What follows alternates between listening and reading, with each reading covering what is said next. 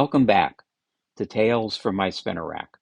I'm Gary Sassman, the former Director of Programming and Publications for Comic-Con International San Diego.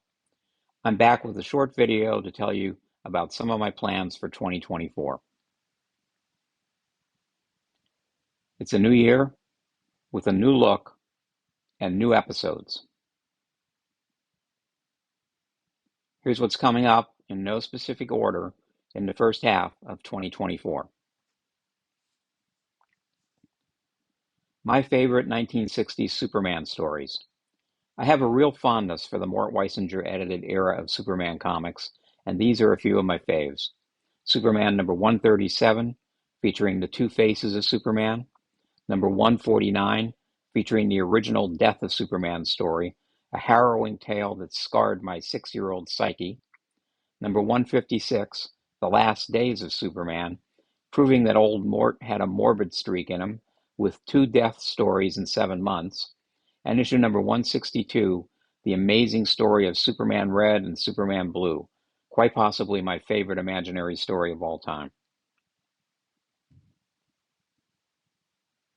Captain America number 109 through number 116. This mini run of Cap books is a showcase for the great Marvel artist of the late 1960s. In the space of just 8 short issues, you have Jack Kirby, Jim Steranko, John Romita, John Buscema, and Gene Colan, before Stan Lee finally settled on Colan as the ongoing artist.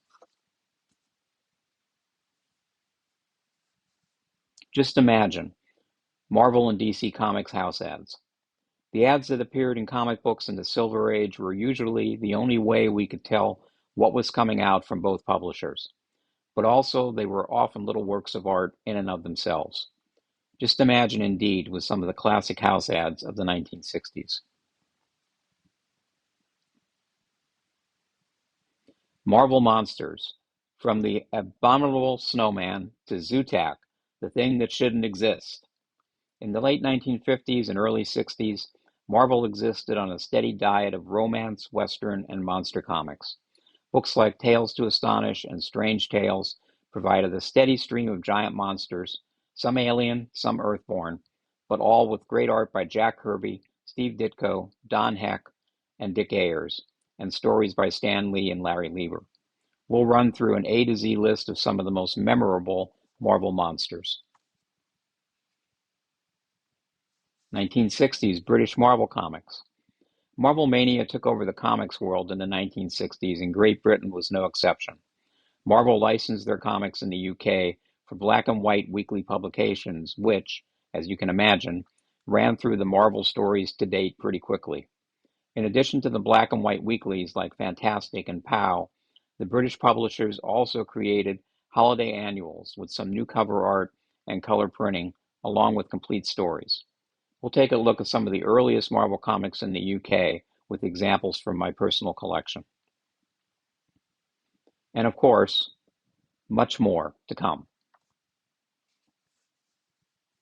Finally, thank you all for embracing my little corner of the YouTube universe.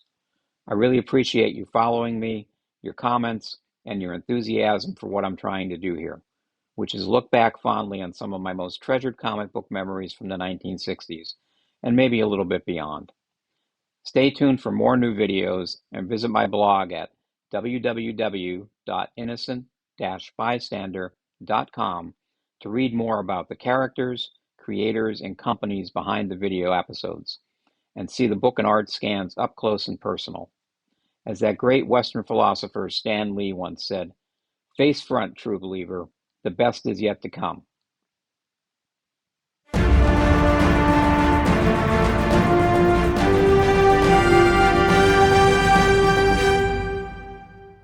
Thanks for watching.